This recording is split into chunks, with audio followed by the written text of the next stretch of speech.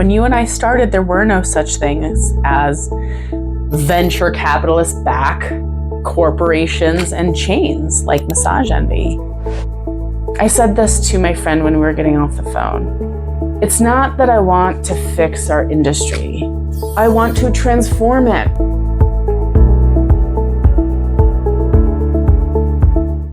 Hi everyone, welcome back to my channel. For those that don't know me, I am Truta Kubella, licensed massage practitioner here in Longmont, Colorado. Today, I want to talk about a conversation I had with my girlfriend. She has been a practitioner longer than me, about 25 years or so. She got licensed in her late 90s. She's also a roofer. She's an incredible person. And just the other day, she and I were talking about, she asked me, why is it harder to make a living now than 20 years ago? And I want to share with you what I shared with her because I've really been thinking about this a lot. This was the first thing I said. I said, well, when you and I started, there were no such things as venture capitalist back corporations and chains like Massage Envy. Think about what Walmart's and Amazon and other big box stores did to mom and pop shops across the country.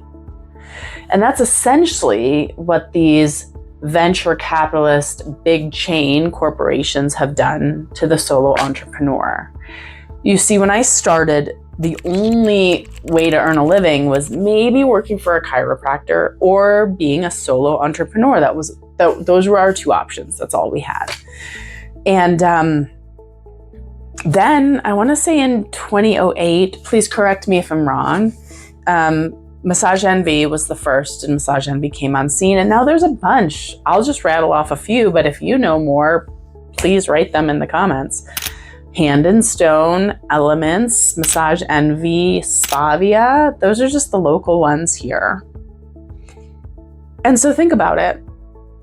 When you have a lot of capital, you can handle the slower months. You don't have to slow down your advertising and you don't have to lay off any of your employees because you can handle the slower months, right?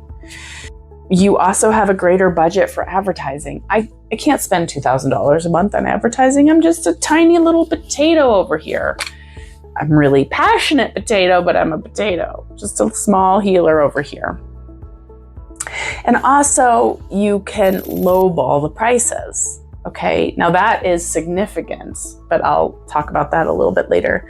But think about it. I mean, you can handle the slower months, you can lowball the prices just like Walmart does. You know, when you buy in bulk and you purchase and you have a ton of resources behind you, you can undercut our industry.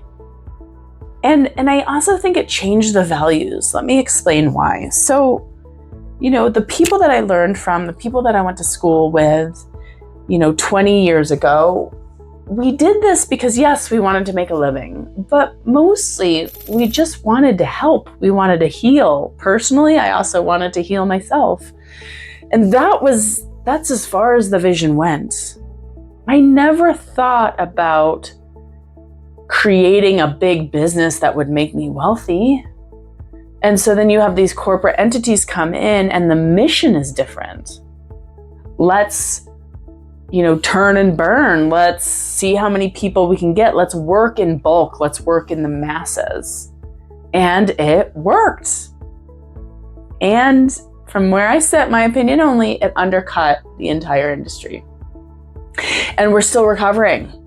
And now there's more corporations. And so there's more recovery and there's more having to figure out how to be different and how to stand out and, what's too much to charge, what's enough, all of it. I mean, why get a gourmet hamburger when you can get a McDonald's hamburger and you know what to expect? I mean, a single practitioner, I don't know. Can I really trust them? At least this is all standardized, right? So the second big reason I talked to on the phone with my friend about was lowering standards across the board. And I want to start with my personal experience going to school in 2005. And that was, I I went to a very passionate husband and wife team that ran this school in Southern Oregon. They did it because they loved it. They hired the best teachers they could find. And those best teachers taught us and shared with us everything that they knew, because that's what we did. I mean, healers, since the dawn of time, were always taught through apprentice and master apprentice. There were mentorships. That's how all of this came to be way, way before it was ever commercialized. So this was my experience. This is what I learned. When I went to school, I had to take a practical exam. They could pick any one of those muscles at random. There were 3 examiners. 1 I was working on, and 2 were literally like hawks over my shoulder looking at me. And I had to know musculoskeletal anatomy in such an automatic 3-dimensional way that so I could become licensed in the first place. I mean, there were 4 muscles out of any one they wanted, and if I had missed 2, I would have failed. So in Oregon at the time, in the early 2000s, the fail rate was something like 30%. So what did that do for schools? Well, when the standards for licensing were higher, the schools had to be better. They knew that their students were going to fail and not get licensed. That would look bad on them and their reputations. So they had to step up. I mean, not only that, we had access to tutors. I got hired on as a tutor because I was one of the best in the class, and I stayed in the area. And so they had money to hire me to help the students get licensed. It was this beautiful full circle, and everybody learned really great skill right off the bat. So why were the standards lowered? I don't actually know, but I just know they were. You probably already know this because you found the channel, but I didn't know this. I didn't know that across the board, coast to coast, mostly what's used is the MBLEX. And the MBLEX is, from what I understand, again, I haven't taken it, but a relatively easy test compared to other medical professionals. And it's a multiple choice test. So that means what we do all day is very 3-dimensional. We need to be able to help our clients. We need to be able to be effective with them. But we're learning all of our coursework in a 2-dimensional way, in a way just to pass the exam. I cannot tell you how many students I've taught that have said, well, I learned anatomy well enough to pass that exam. Here's the thing. If we're talking about being a successful entrepreneur, a successful bodyworker in which you can make a long-term lasting career, you need to know that anatomy. It needs to be able to just pour out of you when somebody has a complicated issue, right? Right. Okay. Do you have a different opinion? Are you a school owner and you have better insight than me? This is, again, I don't claim to know everything. I just claim to bring you in on the conversation I was having with my friend. So this is the last point I wanted to make. And for me, it's probably more significant than any of us give it credit for. And that is, both practitioner and client don't know what they don't know. What do I mean by that? Well, if you are a person that has some back pain or went on vacation and you actually like massage, but the only kind of massage you've ever had was a corporate run place, or, on the beach in Mexico, or at that local spa or something, then maybe you just felt relaxed and that's all you thought massage was. You're like, oh, this is kind of nice. I'll do this. I'll treat myself from time to time. And so you don't know just how therapeutic, just how effective, truly awesome body work could be to both your mind and your body and your spirit. So that's one. So there's an entire population of clients that don't know what they don't know. Okay.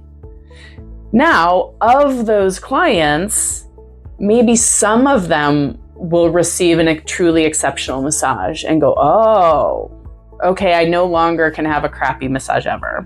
All right, great.